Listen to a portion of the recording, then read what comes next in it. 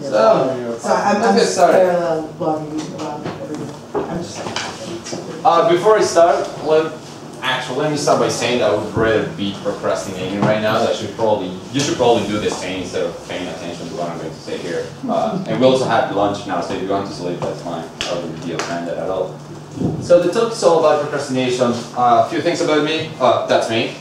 Anything you want to know about me, it's in there in my Twitter handler. Just go there and read my profile if you're interested, or not. I work for Red Hat. I'm part of the REO team, which means that I work on OpenStack most of my time when I'm not procrastinating. And the REO team basically is a team that makes OpenStack run on every single rail-based distribution, from Fedora to RHEL to NUX or whatever you're using. A couple of more things. I'm not going to go through all of them. Just want to mention the first one. There's a chair there if you want to sit. I'm part of the Google Summer of Code program in the Outreach Program for Women, and I do want to mention this because we need more mentors, and you should probably do the same. If you have time, or if you don't, you should procrastinate by mentoring other people. So let's get to it. I joined Red Hat like 2 years ago-ish. I joined as a remote worker, and that was my first experience as a remote worker. And the first thing I realized was that I had more time in my hands. Like, I didn't have to commute to the office. I actually don't have to commute to the office. I don't have to get back home. I can eat in front of my computer if I want to. So the first thing you realize when you start working remotely is that you have more time in your hands, or you're supposed to have more time in your hands. That's one of the points about being remote workers, right? Not having to commute and to suffer every single day, depending on when you're late or where you're late, right? But I also realized that being at home just meant to have more work, and to work even more every single day, because I could just wake up earlier, right, and start working right away. I just got out of my bed and I sit in front of my laptop, and my house is not actually big, so my laptop is even closer to me. So I don't have to basically walk at all. And at the time I'm supposed to stop working, I would just keep working and do more stuff. And it's probably 2 AM in the morning and I'm still working, right? And that's a mix of passion, craziness, and just the fact that I have my laptop there. And that my place is my actual office. And it's called workaholic, right? That's work. Yeah, that's a mix of workaholism and somewhat. Yeah, pretty much. The other thing you will definitely realize is that time zones suck, like a lot. You will have this love and hate relationship with time zones, where you can use them in your favor depending on when you are, on where you are or where you're based, or they will just hit you in the back when you're not watching them. Like, one way to use time zones in your favor is when your team is in the US, you just wake up before them, right? So if you're supposed to do something for them, you can just wake up, do it in the morning, and when they wake up, you will be ready, right? You don't have to do it the day before. So you're like hours ahead of them, whereas they're just behind you, and they cannot do the same thing. So you will have these really, and it really depends on where your team is. Like, but most of the people working with, who works remotely here? Okay, there are some thoughts. Okay, cool. So some of you, if you have teams that are not in your same time, so you probably understand what I mean here.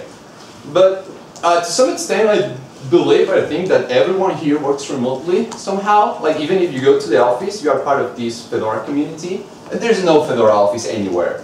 You have to sync with people that is not in your time zone, right? So you're all somehow remote workers. So you do realize that when you want to talk to someone that is not in your time zone, time zones are really painful, but in other cases they can be really useful. And the last thing I realized when I started working remotely is that this could be my office. And this is actually my office. Like, when the sun is up and the day is cool, I just go to the lake and I work from there. And that's my view. Put here whatever picture you want to put it here, like whatever place is your favorite place in the world, just put the picture here. That can be your office. But this talk is about procrastinating, right? It's not about how cool or painful it could be working remotely for a company. It's about procrastination, which is probably the most surprising thing I discovered when I started working remotely. What can I do with all this time I have in my hands? No one is watching me, right? Like, this is me and I'm at home, like I don't have anyone around me, right? I'm supposed to work, but I could probably not do that and do something else, right? There are several ways of procrastination, but there's just one definition. Basically, if you go to Wikipedia, this is what you're going to read. Procrastinating is doing something that you're not supposed to do right now, like something that is not like really important, and you're just postponing whatever you are supposed to be doing because you're having more fun doing this stuff, probably. So there are many things that you can procrastinate on. The point is, you should procrastinate on the things that are actually important and that are actually useful or productive somehow. It's very different if I procrastinate just by playing video games instead of doing work, or I just use my time to procrastinate on other things like mentoring people. Like, we can call that procrastination, because if your work is not about mentoring people, you're using your work time to do something else, right? You're not supposed to do that. So depending on what company you work for or what your responsibilities are, mentoring other people might be a procrastination, might be considered procrastinating. So it really depends on how you want to use that time, what you want to procrastinate on. Let me start by saying that Hacker News is like Jersey Shore for hackers. Like, there's really nothing interesting in there. Come on, guys. Like, every time I open Hacker News, there's a whole bunch of links pointing to some random rants, and people, there's just gossip in there. Like, there might be like one or two links that are actually useful and interesting, but most of the content in Hacker News, that's just gossip. There's people ranting about other companies, people insulting each other, and if you really want to go to Hacker News, just don't read the comments. Like, really, that's a waste of time. But instead of going to Hacker News, like, the whole point of this slide is not ranting about Hacker News. No, well, it is about ranting about Hacker News, right? But it's also about choosing the sources of, from where you want to get your information, from where you want to keep yourself updated. In my opinion, or for my case, Hacker News is not the right source, right? But if you go to Reddit, for instance, there are subreddits that have categories which basically where people publish things that are related to that content, and there's moderation in there. There's people that actually care about it. So they would just remove links that are not part of those.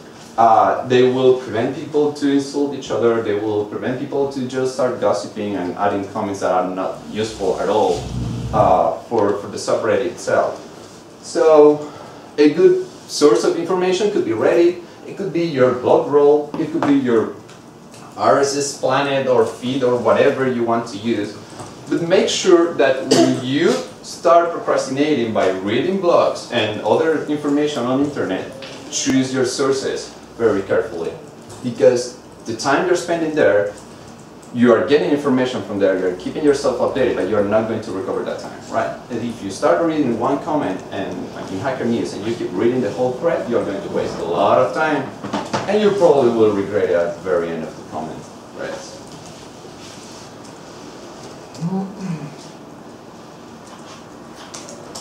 Take long breaks. Sorry. Take long breaks. What this means is do whatever you are used to do in your country. For me, I'm Italian, so I'm used to drink coffee like crazy. So for me, a break means going to the coffee machine, coffee bar, or whatever, and just stand there like with my coffee in my hand, like, watching around, doing nothing. Yeah, which is really relaxing. Like when I used to go to the office, we didn't have coffee breaks. We had coffee machine conversations, right? So we would stand up, everyone, just go to the coffee machine, Stay there, get your coffee, and let's spend an hour talking about anything. It could be related to work, it could be life, games, geek stuff, whatever you want. Do the same thing. If you're working remotely, you're probably alone in your place. I've found myself talking to myself, which is not really interesting. But if it happens to you, just keep going. Like, you are having a nice conversation with yourself, and especially you have coffee in your hands. You can change coffee with whatever you want, water or tea or whatever it's common in your country or place, whatever you want. But the important thing here is take breaks and make sure they last more than just 5 minutes, right? Stay there, like 15 minutes, 20 minutes, that's fine. Just go to your garden if you have a garden. Just go outside, take a walk, and buy a coffee. Just walk around, think about stuff, life, family, and whatever you want, right? But just make sure those breaks are longer than just 5 minutes. Because 5 minutes is not enough to relax your mind. It's not enough to unplug yourself from things that you're doing, from the bulk that is actually consuming your time for the last, have been consuming your time for the last 3 weeks because you can't figure out what's going on there. So take long breaks. It's really good for you, and it's also good for whomever has to talk to you. Share your knowledge. I already mentioned mentoring, but sharing knowledge is not just about mentoring, it's also about writing blog posts. If you don't have a blog, just chat with someone on RC, email, whatever you have in your hands to communicate, do it. Share your knowledge. Tell people what you're working on. Tell people what you like about the stuff you're working on. That's useful, not just for you, because if you do that, you're going to refresh yourself, like you're going to refresh your mind, you're going to keep iterating on the stuff you're working on, so you can just think about things, you can think through everything you've been working on and refresh your mind. But it will also allow you to share everything with the people that you want to, and they will learn from you as well. So if you are not the kind of person that likes to write blog posts, just make sure you chat with someone. Just if you have a phone nearby, just call that guy or girl. If you have email, just send an email to the mail list. Do something, but just dump everything you have in your mind somewhere, write it down, and send it. Like, make it public.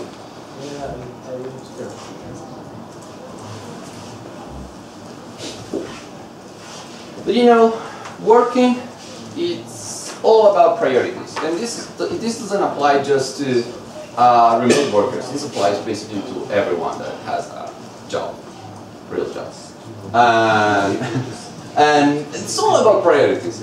What should I be working on right now? Should I be working on the feature X or fixing the bug that has been around for the last 3 years? You know? And prioritizing is time consuming. Like, I never prioritized anything until I started working remotely. Like, when in my previous job, I had someone that did that for me. And that was good. Like, I really missed that time.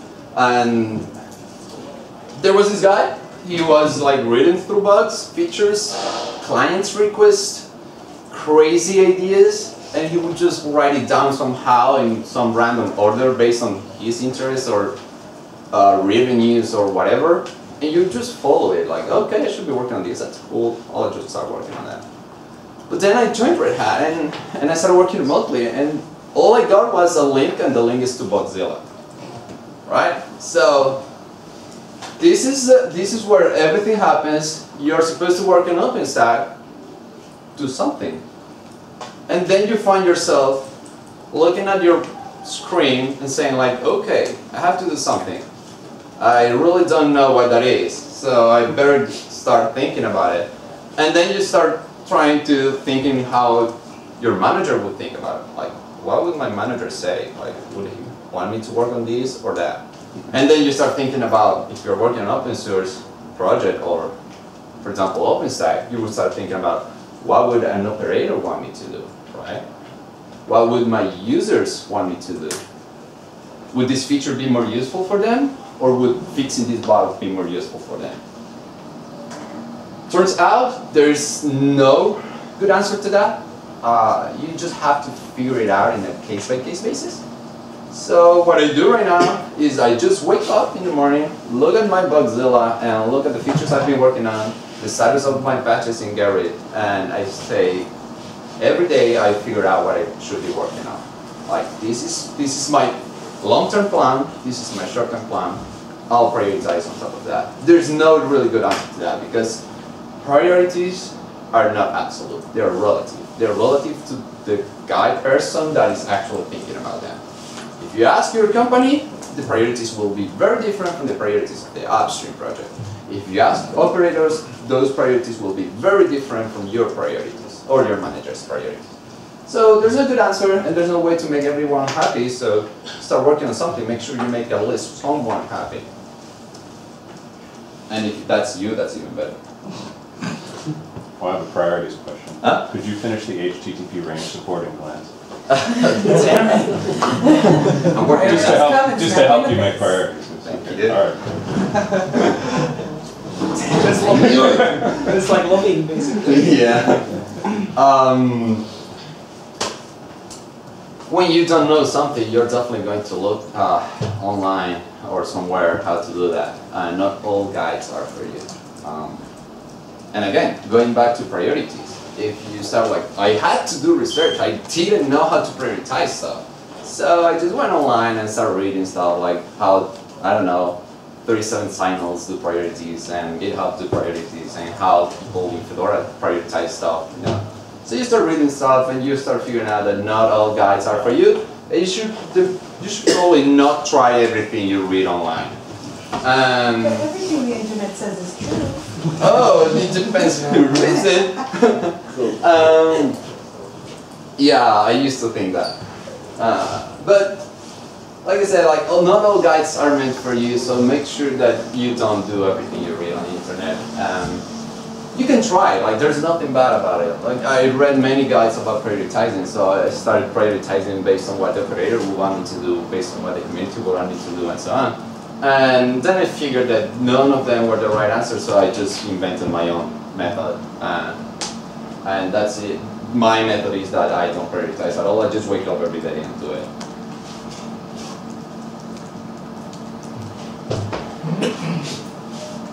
IRC, phone, email, those are your best friends. That's the only thing you have in your hands if you're working remotely. There's nothing else around you unless you have kids, wife, and girlfriend. That if you are in your own, by your own, you don't have anything but that. Unless you're renting an office and you can go to the office, but if you want to work remotely, anyway, I won't get there. One of the things that worry people that work remotely is, how am I going to be evaluated, right? I'm not going to the office, so no one knows what I'm doing, right? Let's get to the beginning of the talk. Like, I have time, no one is watching me, I could do whatever I want, right? Since no one is watching you, it's actually even better, because you're going to be evaluated based on your work. You're not going to be evaluated based on your presence in the office. You could be in the office and do nothing or do way more than many people there. But if you are remote, you are going to be evaluated based on your work, on your actual results.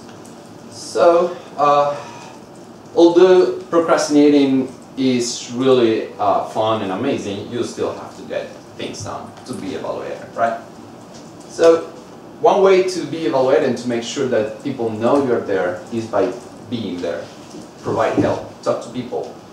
Your friends, your colleagues are there.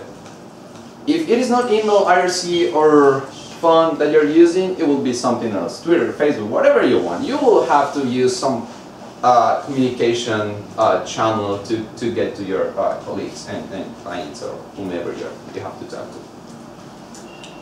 So make sure you're available for people, but make sure you get things done. Use those tools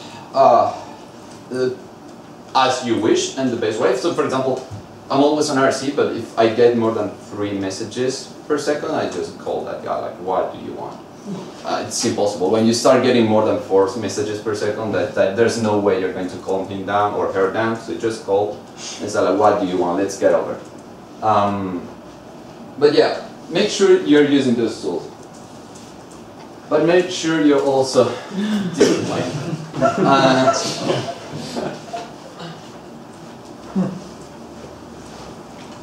Once you figure out how to prioritize stuff, once you figure out that you have a lot of time in your hands, once you figure out that the only way you're going to be evaluated is by going through your work and your results, you will realize that you have to have a discipline. You have to make it work somehow. Many people say they are not able or capable of working remotely. I don't agree with that. I do believe everyone is capable of working remotely if they figure this out. You can work remotely, but you also need to produce some work units. Say? You need to produce some work units. Like, it's not a problem to work remotely, but actually no, what I mean is that many people say their personality is not good for working remotely. And I don't agree. That's what I don't agree with. Like, I do believe that if people figures this out, how to be disciplined, everyone can work remotely. Because it's all about getting things done. It's all about actually producing some results. It's about waking up in the morning or night, depending on the night before, and do some work, publish it, get some results, and make sure the right people knows that you have done things, right?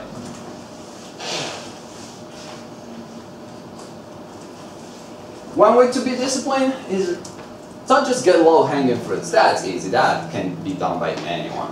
Just get like the really high, hairy coconuts that no one wants to get, like the big bugs that no one wants to debug.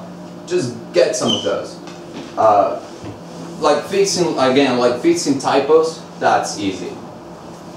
If you really want to produce something, if you really want to learn from the stuff you're working on, try to get some of the hardest bugs and features, like put in there whatever you have to work on.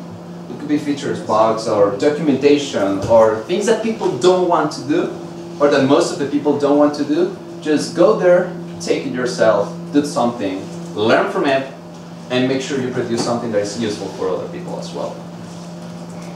But along that line, make sure you're not a hero. We've got plenty of them. You don't have to kill yourself. You don't have to show that you're stronger than other people. You just have to make sure you're getting things done that will make you happy, that will keep you motivated. You don't have to take all bugs yourself. You don't have to take all the difficult bugs yourself or all the low-hanging fruits yourself. Just make sure you get enough of them to keep yourself occupied, and make sure you get time for procrastinating between those bugs.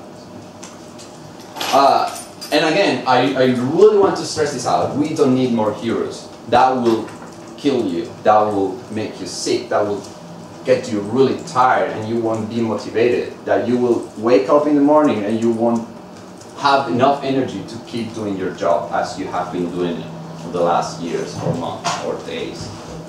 So get stuff, get difficult things, make sure you learn from them, but don't be a hero.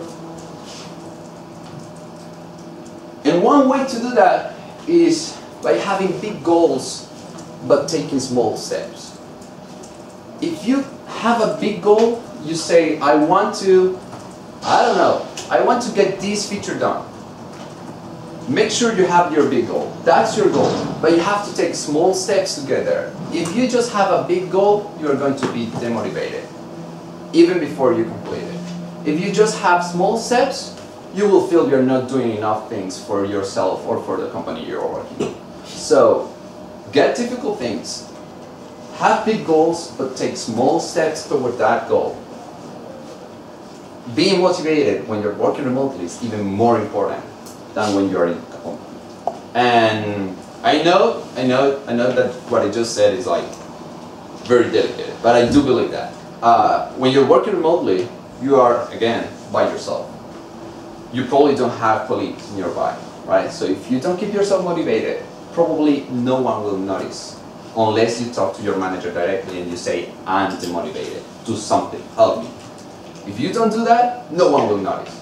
If you go to the office every day and you are demotivated, probably your colleagues will notice and will say like, hey, what's going on? Is there something I can help you with? But if you're demotivated and you're working remotely, you're just going to get tired of the stuff you're doing. And you're probably going to do it like you're probably going to do a really bad job. And that's not good for you, nor for your company you're working on, or the project you're working on. So have big goals, small steps, keep yourself motivated. If you're not feeling motivated, don't do anything. Just procrastinate the whole day. Just close your laptop, go out, take a deep breath, think about things. Change the things you're working on. Like if this feature is not keeping yourself motivated, just change it and then you can go back to it when you're feeling better. But all that just generates more and more work. I'm a recovering workaholic, and since 2 days ago. No, seriously, like 1 week. I've been workaholic like since I started working, and this was even before joining Red Hat. I really love what I do, and when I used to go to the office, I used to get there like really early and leave very late at night. But it was a mix of things to do, loving what I do, and not having anyone waiting for me at home. When I started working for Red Hat, it was even worse. And I started just kept working and kept working and kept working. That it took me some time to realize that's definitely not good. Like working, like loving what you do, that's good. That's definitely good. Doing it like crazy and working crazy hours, that's not good. So if you're one of those guys like I used to be, I invite you to join the Workaholic Times group and make sure you work, even if you can work less than 8 hours per day, that's even better.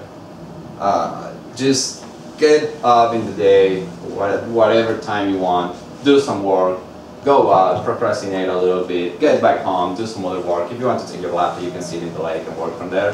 That's fine. But make sure you work enough to get things done, but not that much to get yourself sick and demotivated and tired and without energy to do anything else.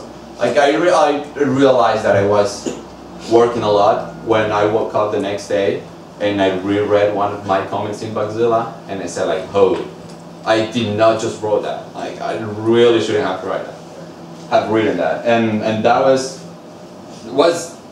didn't make sense at all. Like it was 2 a.m. in the morning and I wrote that comment because I wanted to read out Bugzilla and go through it before going to bed. And that comment didn't make sense at all. And then I said, okay, I need to change something. So let's stop doing this. Let's start taking some time for myself and stop working that much. And since my half an hour is almost done, I just want to recommend these 3 books here that unfortunately I found after being workaholic and way after I started working remotely. Remote, Office Not Required. Those are the authors.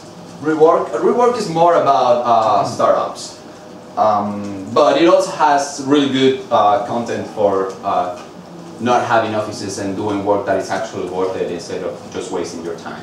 Same authors from the remote book. And Leaders Eat Last, the Lose. That's a really good book for leadership and how you should, let's say, behave if you're part of a community and you want people to share your ideas with people and create a more sane and healthy community.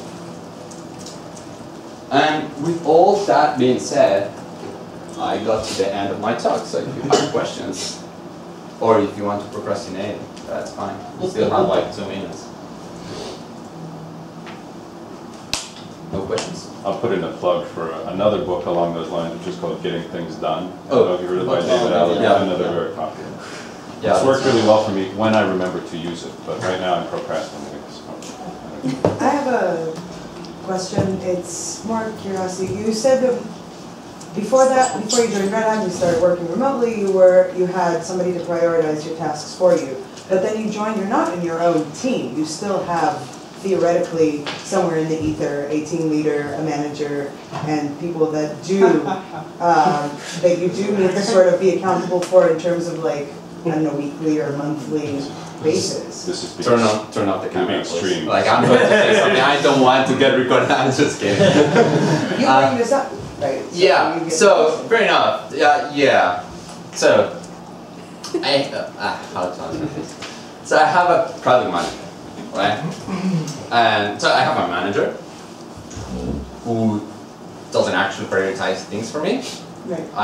But we do have a product manager who basically says what clients, people, or based on the product, we're expecting to have. Let me rephrase it in a less sort of painful way. Like, Okay, what you're saying works for you because you work in a very flexible environment to begin with, where the employees are very empowered and they're expected to manage their own time. Yeah. How would you sort of make it a parallel to people who work remotely, but they still need to sort of have a more limited set of tasks, like, because not everybody works in an environment like that.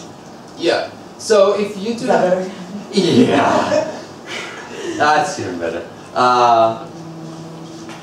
So if you have someone that actually prioritizes things and you don't have to do that yourself, now that I can do it that I can do it myself, I wouldn't probably go back. Like I prefer having the control on the stuff I'm working. So Let's call it control. The two sort of need to be. There needs to be a balance between them. Does it help between you, them. or does it?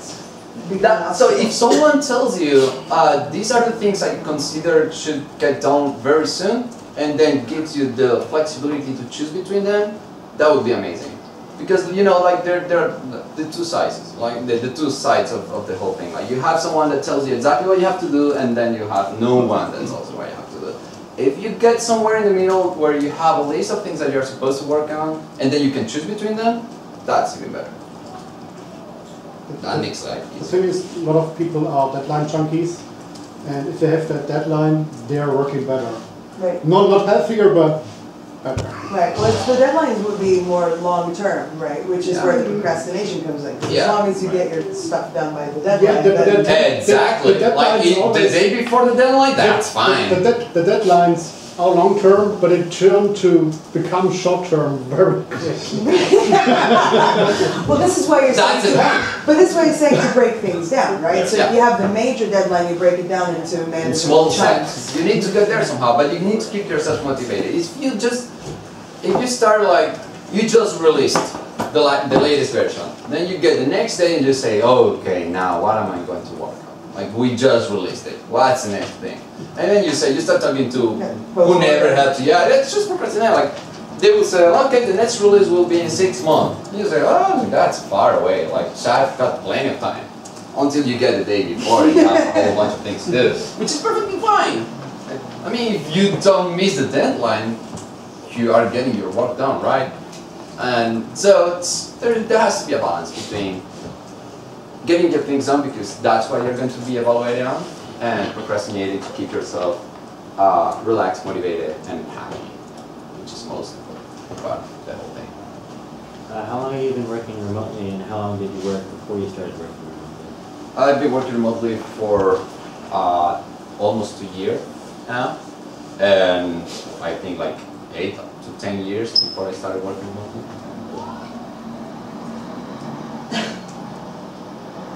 More questions? Tell us about your home office. Like there's my home and there's my office. Like I literally live in a really small apartment, so like There's no separate room. no, unfortunately no. I would love to have one, like, but like my office is the lake. Like when I really want to feel like I'm going somewhere, I just go down the lake and. What's your opinion about co-working spaces? They're becoming more popular now. It doesn't have to be all or nothing, right? So you're a remote worker, but it doesn't mean you cannot go to an office. Like from time to time, if you feel like it, you just go there. Like you can talk to people, meet new cultures, like know what other guys are working on. Like it's very different from. I mean, if I work for a company that does just open source, I will like probably not consider the other reality where there are companies that just work in the private market and they just have like clients and they have other kind of problems that I don't have anymore, right? So co-working spaces are very good for that. Like you are sharing rooms with and offices with other people. You can talk to them, and you can learn from them, right? So it's definitely good. That doesn't have to be all or nothing. That's probably one of the things that people should understand about remote working. Like you are a remote worker, but you are also free to go to the office if you have one close by, or just rent a co-working space if you want to, if you feel like. I'm a big fan of co-working, and I've worked remotely for 4 years now, and I started to really struggle with the lack of contact, and now once a week I go to a co-working space with other people who do the same So you thing. get your water cooler conversation fixed. Yeah, it's in São Paulo, and we work together from my house or their house, you know. So everyone joins. Hack bases. Yeah. And this isn't even with people at my same And company. it's This is just nice other people. because we procrastinate most of the time, but Yes. we keep it sane. Yes. But No, there's I agree. only so much you can talk to people in co-working spaces, especially if they don't work in the same Tools, company, tools. NDAs and things like that. Tools. You know? How do you keep your list of tasks and things like this? I make it up every single day. Yes. Like I don't have a list of tasks. Seriously, like I have. like I've tried several tools like Task Warrior and just Sublime Text and write stuff there. Just mark. Use Bugzilla. Like there's nothing that has worked for me so far. So Wow. I just wake up every day and make my own list of stuff to work. I'm working from office, but I'm doing it in a same way basically. But I have like very good experience with like the priority queue, which is like the priority scheduled on ping. When someone like pings you on IRC and tells you like I need something, then he probably really needs it. So I always like leave some space on top of like the to-do stack for this when someone really needs something. The only problem but is he's writing me, I mean he probably really needs it. So. The only problem with that is that I have a really bad memory, so most of the time I forget things. Like I wake up and Even if it's something important, he's gonna bring again. I should have written that I down. take notes. Yeah. You know, I take notes and I try to mark and just review. For instance, before stopping working at night, I just make a small list of things. What did work for me for like I used it like for a couple of months or so was Task Warrior actually. I used it after I did things. I got something done, I just logged it there, and then I would just dump it in a text file and send it over to the mailing list and say like, guys, this is what I have been working on if you're interested and if you have some opinions or whatever. So you know, right? And that worked pretty well, actually. I should probably keep it up. I'm sorry. So, more questions? No. One remark, what I did at time, and I need to restart and work well for me, is actually going on for a walk, like half an hour or something, That's a good thing. after lunch break or something. And don't take your phone with you. Yeah. Unless you're using Don't wrong take your keeper. smartphone with you. Yeah. And even if you have important stuff to do, take a longer walk. Oh, that's a. So now that you mentioned that, this is another thing that I didn't say, but I probably should have, is I don't have email configured on my personal phone. I really don't want to take work with me when I'm not working. The only thing I have configured, and this is just because technical reasons, is my calendar. And two technical reasons. One, the first one is the software we're using. It's not yet there. And the second one is my memory that doesn't work at all. So I need something that buzzes me when I have a meeting or a call. But email, no. There's no way I'm going to configure that unless I'm traveling. If I'm traveling, then I will just set up my email because I just get into Wi-Fi or something and I will get my email, which is better than taking your laptop out and checking your email. If I'm not traveling, there's no way I'm going to turn my email, my work email on my phone. That's madness. What? That would be madness in my opinion. Yeah, but you know, like that's, I used to do it, you know, like I used to have my email because that felt good, like I could just read it and reply right away and people would say, oh, you're always online, and I was like, yeah, I'm always online. That's all the time. Yeah, so I'm a superhero, you know? And then I realized that was just crap. It's a problem. Yeah. Since we're talking about emails, it raises one question for me. Do you have filters to prioritize your mail? For instance, if your team sends emails, you put them on your special inbox just to get them sorted faster? Yeah. Okay. I have a filter for Bootzilla, and if someone sends an email for me, it will get into my inbox. So, well, the whole point for me is that if it is in my inbox, it's probably important. Otherwise, it would be in some other So you do folder. it the other way around, you filter out lower priorities instead of flagging higher priority. Yeah, and the reason I do that is because I always forget to check the other things. So the folders I have on the left, like I just see the numbers going up and I never read those. Almost 5 digits. Yeah, so if it is in my inbox, that has to be important. More questions, remarks, notes? It's very Thanks. it's like a workaholic meeting. Oh yeah. So my name is Flavio and I'm a workaholic. This talk is like a way to procrastinate on going to other things. Hello. Okay guys, we're way past.